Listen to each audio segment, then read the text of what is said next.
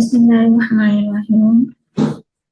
आज मैं अपनी रिसर्च की जो है वो इस चैप्टर की प्रिपरेशन कर रही थी, तो मैंने सोचा आपके साथ कुछ एमसीक्यूज जो है वो डिस्कस करते हैं। आप भी जो है वो इसको देख लें और अपनी रिसर्च की जो इस चैप्टर की जो है वो प्रिपरेशन कर सकते हैं। तो सबसे पहला जो हमारे पास एमसीक्यू है, the goal of a critical appraisal should be to, यानी अगर आप क्रिटिकल अप्रेजल करते हैं तो उसका गोल क्या होता है। आपने फॉल्ट्स जो होते हैं वो फाइंड आउट करने होते हैं, ठीक है। ऑप्शन नंबर बी है कि आपने जो इवेल्युएशन करनी होती है कि जो स्टडी है वो फिजिबल है या नहीं। ऑप्शन नंबर चार्ली है कि और मीनिंग या क्रेडिबिलिटी ऑफ द स्टडी को फाइंड आउट करना होता है, या क्रीडेंशियल्स और एक्सपर्टीज ऑफ द रिसर्चर को जो है वो आपने रिव्यू करना होता है।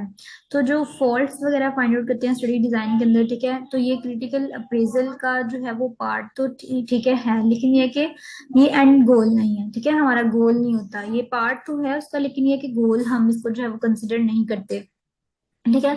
रिव्यू जो है वो कंडक्ट करवाता है फिजिबिलिटी एनालिसिस, ठीक है। तो ये स्टडी की अप्रूवल से पहले ही ये चीज करवा ली जाती है कि स्टडी हम करवाने लगे हैं वो फिजिबल है या नहीं है, ठीक है। जो रिव्यू होता है, क्रिटिकल अप्रेजल होता है, बेसिकली इसका पर्पस क्या होता है कि हमने मीनिंग और क्रेडिबिलिटी जो होती है वो फाइंड आउट करनी होती है, ठीक है। हमने जो है वो बुक के अंदर पढ़ा कि हम क्रिटिकल अप्रेजल करते हैं तो उसके अंदर क्या क्या चीजें शामिल होती है कि आपने स्ट्रेंथ वीकनेसेस को फाइंड आउट करना होता है, मीनिंग देखना होता है, क्रेडिबिलिटी फाइंड आउट करनी होती है, इसके अलावा सिग्निफिकेंस क्या है एक स्टडी की, तो ये सारी चीजें जो है वो हमने फाइंड आउट करनी होती है। क्रिटिकल अप्रेजल का गोल जो है वो ये होता है, ठीक है। तो हमारे पास इसमें जो करेक्ट आंसर आएगा वो क्या आएगा, Charlie identify the meaning and credibility of the study, ठीक है। ये सिमिलरली जो डेल्टा ऑप्शन है कि क्रीडेंशियल एंड एक्सपर्टीज वगैरह फाइंड आउट करनी होती है रिसर्चर की, तो ये हम क्रिटिकल अप्रेजल के अंदर करते हैं, लेकिन ये है कि ये गोल नहीं है, ठीक है। तो गोल जो है हमारा यही है कि हमने स्ट्रेंथ्स को, वीकनेसेस को, मीनिंग को और क्रेडिबिलिटी को, उसके अलावा सिग्निफिकेंस को जो है वो फाइंड आउट करना होता है एक क्रिटिकल अप्रेजल के अंदर जो भी स्टडी हम करवा रहे हैं उसकी, ठीक है। तो पहले वाले का हमारे पास जो करेक्ट आंसर आएगा वो आएगा चार्ली। नेक्स्ट हमारे पास है, when critically appraising a research study the reviewer will expect to find out, ठीक है। जब आप क्रिटिकली अप्रेज कर रहे हैं एक स्टडी को तो रिव्यूअर को क्या जो है वो चीज मिलेगी, वो रिसर्च नई रिसर्च प्रॉब्लम को फाइंड आउट कर लेगा, implementation of a perfect research design, या understanding of the real world, या आउटकम इन नर्सिंग प्रैक्टिस, ठीक है। तो एक अच्छी साइंटिफिक इंक्वायरी जो होती है वो वही होती है जिसके अंदर हमें एडिशनल प्रॉब्लम्स जो है उनका पता चल सके, ठीक है। और कोई भी परफेक्ट रिसर्च डिजाइन नहीं होता, ठीक है। ये जो उन्होंने मेंशन किया कि परफेक्ट रिसर्च डिजाइन, तो परफेक्ट रिसर्च डिजाइन कोई भी नहीं होता, सारी स्टडीज के अंदर फ्लॉज होता है, ठीक है। तो ये ऑप्शन हमारा रॉन्ग हो गया। Improved understanding of the real world is realistic, ठीक है। तो कोई भी स्टडी जो है वो इतनी रियल वर्ल्ड की प्रिसाइज अंडरस्टैंडिंग हमें नहीं देती, ठीक है। चार्ली ऑप्शन भी हमारा रॉन्ग हो गया। और एक्सपेरिमेंटल रिसर्च जो है वो उसमें ये तो ठीक है कि प्रिडिक्ट या कंट्रोल करती है आउटकम्स को, लेकिन ये कि हर स्टडी जो है उसको स्टिल इम्प्रूवमेंट की जो है वो जरूरत होती है, ठीक है। तो डेल्टा ऑप्शन भी जो है हमारे पास करेक्ट नहीं है। हमारे पास जो करेक्ट आंसर आएगा वो आएगा alpha, identification of a new research problems, यानी जब क्रिटिकली अप्रेजल कर रहे होते हैं एक रिसर्च को तो उसके अंदर बहुत ज्यादा चांसेस होते हैं कि हमें नई प्रॉब्लम्स जो हैं वो पता लग सकें। तो अल्फा ऑप्शन जो है यहाँ पे हमारे पास करेक्ट आएगा। नेक्स्ट है जी, how do practising nurse participate in critical appraisal of research, के एक जो प्रैक्टिसिंग नर्स है वो किस तरह से पार्टिसिपेट कर सकती है क्रिटिकल अप्रेजल प्रोसेस के अंदर। तो एविडेंस बेस्ड प्रैक्टिस गाइडलाइंस के थ्रू जो है वो पार्टिसिपेट कर सकती है, ठीक है। तो एविडेंस बेस्ड गाइडलाइंस जो है वो रिसर्च ट्रांसलेशन का पार्ट होता है, क्रिटिकल अप्रेजल का पार्ट नहीं होता है। अल्फा ऑप्शन तो हमारे पास वैसे ही कैंसिल आउट हो गया।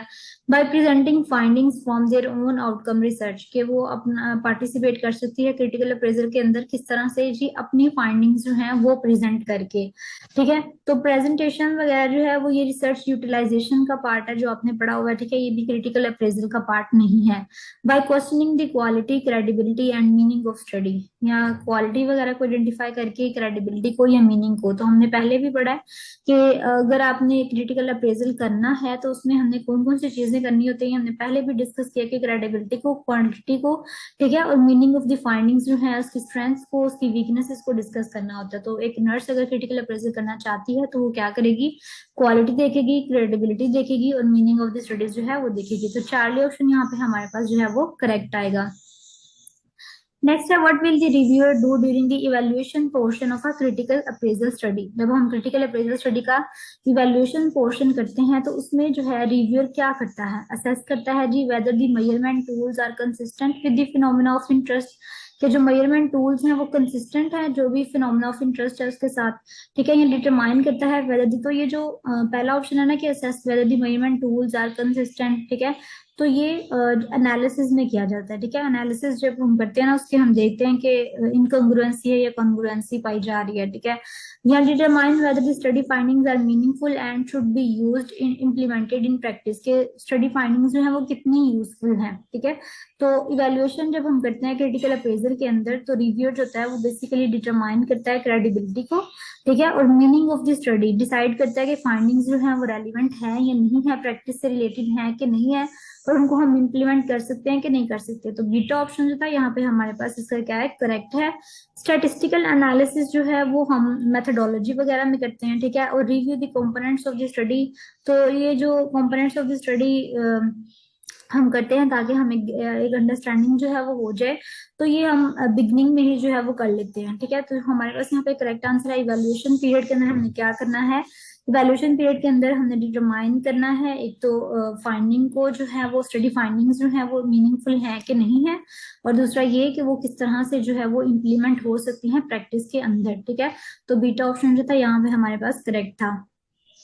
नेक्स्ट है जी when research reading a research article in a refereed journal.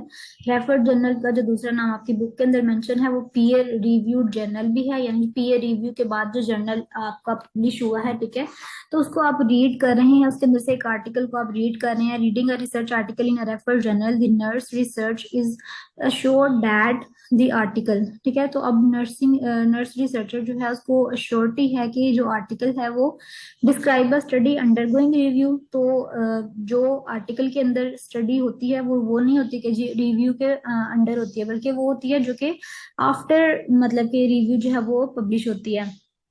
ठीक है, अंडरगो वो पहले से ही रिव्यू हो चुकी होती है।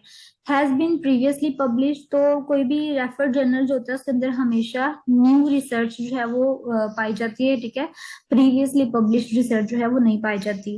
उसके बाद है is printed in abstract form only, article publish होते हैं रेफर जर्नल के अंदर वो एब्स्ट्रैक्ट भी हो सकते हैं, इसके अलावा फुल रिपोर्ट जो है वो भी प्रेजेंट कर सकते हैं, फुल रिपोर्ट भी प्रेजेंट की जा सकती है। तो चार्ली ऑप्शन भी एक्सक्लूड हो गया। डेल्टा ऑप्शन हमारे पास था कि journals that referred are critically appraised, ठीक है ना, वो हाई क्वालिटी के जो है वो होते हैं। तो जो हमारे पास क्रिटिकली अप्रेजल जर्नल्स होते हैं वो एक तो उनकी क्वालिटी बहुत ज्यादा हाई होती है। ठीक है, क्योंकि उन्होंने एक्सपर्ट रिव्यूज के बाद, एक्सपर्ट पीयर रिव्यूज के बाद जो है वो पब्लिश किए होते हैं, तो इस वजह से उनकी क्वालिटी जो होती है वो बहुत ज्यादा हाई होती है। ठीक है, स्टैंडर्ड उनका बहुत ज्यादा हाई होता है। तो डेल्टा ऑप्शन यहाँ पे हमारे पास जो है वो करेक्ट आएगा कि जो रेफर्ड जर्नल के अंदर रिसर्च आर्टिकल आप रीड कर रहे हैं आपको पता होना चाहिए कि वो आर्टिकल की हाई क्वालिटी है, उसका स्टैंडर्ड भी बहुत ज्यादा है। डेल्टा ऑप्शन इसका करेक्ट आएगा।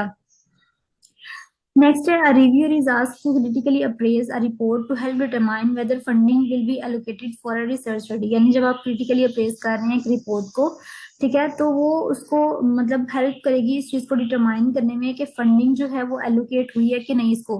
ठीक है, तो अगर आपको किस तरह पता चलेगा कि फंडिंग किस पार्ट को पढ़ के पता चलेगा कि फंडिंग जो है वो हुई है कि नहीं allocate, reviewer will be appraising our research, मतलब वो कौन से पार्ट को जो है वो पढ़ रहा है, यहाँ पे आपने ये बताना था। तो जो एब्स्ट्रैक्ट है, जो आर्टिकल है और जो लिटरेचर रिव्यू है, ठीक है, ये क्रिटिकली अप्रेजल हम करते हैं जब after the research has been conducted. ठीक है, जब रिसर्च जो है वो हो चुकी होती है। अब जो रिसर्च प्रपोजल्स है ना बेसिकली वो हम तब क्रिटिकली अप्रेजल जब उनका किया जाता है तो क्या होता है कि स्टूडेंट का रिसर्च प्रोजेक्ट को अप्रूव करने के लिए जो है वो करवाया जाता है। ठीक है, डाटा कलेक्शन वगैरह की इजाजत मिल जाए, इसके अलावा फंडिंग वगैरह मिल जाए, तो रिसर्च प्रपोजल को जब हम क्रिटिकली अप्रेज करते हैं तो उसका पर्पज यही होता है कि हमें डाटा कलेक्शन की परमिशन मिल जाए, फंडिंग वगैरह जो है वो हमें आने लग जाए, फंडिंग वगैरह मिल जाए। ठीक है, जबकि एब्स्ट्रैक्ट आर्टिकल या लिटरेचर दी हुई है तो हम रिसर्च कंडक्ट करवाने के बाद भी जो है इसका क्रिटिकल अप्रेजल हो सकता है। ठीक है, तो हमारे पास यहाँ पे जो करेक्ट आंसर था वो था डेल्टा। रिसर्च प्रपोजल को अगर आप पढ़ रहे हैं तो क्रिटिकली अप्रेज कर रहे हैं तो उसका मकसद यही है कि आपको डाटा कलेक्शन की परमिशन मिल जाएगी या आपकी स्टडी सिलेक्ट हो जाए या आपको फंडिंग जो है वो थोड़ी सी मिल जाए गवर्नमेंट की तरफ से, ठीक है, इंस्टीट्यूशन की तरफ से। तो रिसर्च प्रपोजल का जो है ये पर्पज होता है। डेल्टा ऑप्शन हमारे पास करेक्ट है। Next, what is the goal of an intellectual critical appraisal of a research study. Intellectual critical appraisal का जो है वो गोल क्या होता है ये आपने बताना था। Weather a study should be replicated, तो ये कोई गोल नहीं है, ठीक है। इंटेलेक्चुअल क्रिटिकल अप्रेजल का गोल नहीं है कि स्टडी जो है वो शुड बी रेप्लिकेटेड होनी चाहिए। Identify strength and weaknesses in a study, तो हमने स्टार्ट में कह दिया था कि जो क्रिटिकल अप्रेजल है उसका गोल क्या होता है कि स्ट्रेंथ एंड वीकनेसेस जो है वो फाइंड आउट करनी होती है। Determine whether a study should be implemented into practice, तो ये तो है लेकिन ये गोल नहीं है, ठीक है, ये हमारा पर्पस होता है लेकिन गोल नहीं होता। और to weed out and discard study data flawed, तो जो भी स्टडी फ्लॉ हो जाती है उसको कभी भी हम डिस्कार्ड नहीं करते बल्कि हम डिस्कस करते हैं कि वो क्यों फ्लॉ हुई, ठीक है, तो उसको हमने डिस्कार्ड नहीं करना। डेल्टा ऑप्शन भी करेक्ट नहीं है हमारे पास, बीटा ऑप्शन इसका ठीक है। To identify the strength and weaknesses in a study, ठीक है। नेक्स्ट हमारे पास जो है वो 8th वाला ऑप्शन है, how are study results utilize to develop evidence for practice, कि किस तरह से जो है वो स्टडी रिजल्ट्स हम यूटिलाइज करते हैं एविडेंस फॉर प्रैक्टिस के लिए, ठीक है। Only evidence and data from strong studies are use, सिर्फ जो स्ट्रॉन्ग स्टडी से डाटा आता है हम वो यूज करते हैं, सारा डाटा जो है वो यूज नहीं करते। Only quantitative studies are use to build evidence, सिर्फ क्वांटिटेटिव स्टडीज का जो डाटा है वो हम यूज करते हैं टू बिल्ड एविडेंस। यहाँ चार्ली ऑप्शन है, strong points from multiple studies are use to build evidence. Strong points जो है वो यूज किए जाते हैं, वीक पॉइंट्स को जो है वो डिस्कार्ड आउट कर दिया जाता है। और डेल्टा ऑप्शन है, study must be replicated successfully to be used for evidence. 12th option हमारा जो है वो एक्सक्लूड हो गया क्योंकि हमने कहा था कि फ्लॉड स्टडीज में से भी जो है वो हम एविडेंसेस निकाल सकते हैं, ठीक है। इसके अलावा बीटा ऑप्शन में है कि सिर्फ क्वांटिटेटिव स्टडीज यूज कर सकते हैं, तो हम क्वालिटेटिव और क्वांटिटेटिव दोनों स्टडीज को यूज कर सकते हैं, सिर्फ क्वांटिटेटिव जो है वो नेसेसरी नहीं है, ठीक है। Strong points from multiple studies are use to build evidence, यानी स्ट्रॉन्ग पॉइंट्स जो है वो मल्टीपल स्टडी से हम लेते हैं, ठीक है, उसके बाद हम एक evidence, best evidence for practice जो है वो डेवलप करते हैं, तो ये हमारे पास करेक्ट आंसर है। और ये जो रेप्लिकेशन वाला था कि स्टडीज मस्ट बी रेप्लिकेटेड, तो ये जरूरी नहीं है कि हम रेप्लिकेट करें हर स्टडी को, ठीक है, जो भी हमने डाटा फॉर एविडेंस जो है उसके लिए यूज करना है। तो हमारे पास करेक्ट आंसर जो था उसका डेल्टा आ गया। What are the steps use to evaluate the quantitative research studies, ठीक है, आपने स्टेप्स बताने हैं जो हम यूज करते हैं क्वांटिटेटिव रिसर्च स्टडीज के लिए। तो ये आपके बुक के अंदर जो है वो स्टेप्स मेंशन है, ठीक है, ये 3 स्टेप्स हैं क्वांटिटेटिव रिसर्च स्टडी करने के लिए, क्रिटिकल अप्रेजल प्रोसेस के लिए। सबसे पहले identifying the steps of the research process, ठीक है, सबसे पहले आपने स्टेप्स जो है वो फाइंड आउट करने होते हैं। फिर सेकंड वाला आपके पास है कि स्ट्रेंथ एंड वीकनेसेस को फाइंड आउट करना होता है।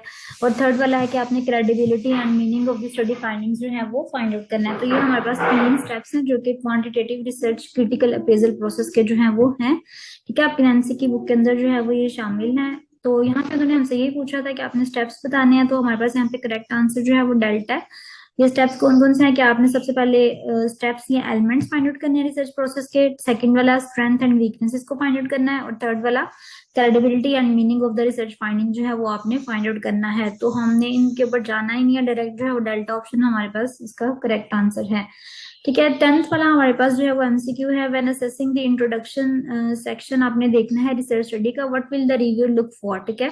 अपने इंट्रोडक्शन सेक्शन जो है वो आप देख रहे हैं, एक रिसर्चर जो है वो इंट्रोडक्शन सेक्शन को जो है वो देख रहा है, तो वो किस चीज को जो है वो देखेगा, किस चीज के लिए वो ज्यादा जो है उसको देखेगा। तो इसमें सबसे पहले है कि आप quality of study abstract, abstract को जो है वो देखेगा। इसके अलावा या रिव्यू ऑफ द लिटरेचर को देखेगा, रिसर्च प्रॉब्लम को देखेगा, या डिजाइन या पर्पस को देखेगा, ठीक है। तो आपने इंट्रोडक्शन सेक्शन का मेंशन किया हुआ है, तो इंट्रोडक्शन सेक्शन के अंदर जो है हमारे पास आता है एब्स्ट्रैक्ट, ठीक है। इंट्रोडक्शन सेक्शन में हमने एब्स्ट्रैक्ट को जो, तो इसके अंदर हमारे पास जो लिटरेचर रिव्यू है, रिसर्च प्रॉब्लम है या पर्पस है, डिजाइन है, तो इंट्रोडक्शन का पार्ट ही नहीं होता, ठीक है। इंट्रोडक्शन का पार्ट होता है कि आपके पास इंट्रोडक्शन में आ जाता है कि आपके पास एब्स्ट्रैक्ट आ जाता है, ठीक है। आपने ऑथर्स वगैरह का डिस्कस जो है वो किया होता है उसके अंदर, या आर्टिकल का टाइटल जो है वो आ जाता है, ठीक है, ये चीजें इंट्रोडक्शन में आती हैं। तो एब्स्ट्रैक्ट जो है वो कोई भी रिसर्चर जब भी इंट्रोडक्शन सेक्शन दिखेगा तो उसमें क्या दिखेगा कि एब्स्ट्रैक्ट जो है वो कंप्लीट है और उसकी क्वालिटी जो है वो ठीक है, ठीक है। तो एब्स्ट्रैक्ट का पोर्शन दिखेगा, टाइटल का पोर्शन, टाइटल होगा वो दिखेगा, ठीक है। यहाँ इसके अंदर जो है वो डिस्क्रिप्शन जो है जितनी भी ऑथर्स के बारे में दी हुई इन चीजों को ऑब्जर्व करेगा इंट्रोडक्शन सेक्शन में, ठीक है। तो बाकी चीजें जो हम इंट्रोडक्शन सेक्शन में आती नहीं है, तो हमारे पास यहाँ पे करेक्ट आंसर क्या आएगा जी, क्रिटिकल अप्रेजल करते हुए इंट्रोडक्शन सेक्शन में आप देखेंगे स्टडी एब्स्ट्रैक्ट को, अल्फा ऑप्शन जो है इसका करेक्ट है। तो आज जो है वो हमने ये कुछ एमसीक्यू से डिस्कस किए, क्रिटिकल अप्रेजल चैप्टर जो आप रीड कर लें, उसके बाद आप इन एमसीक्यूज की प्रैक्टिस करें, और होप्स आपके कुछ कॉन्सेप्ट हैं वो इससे क्लियर होंगे। Thank you so much.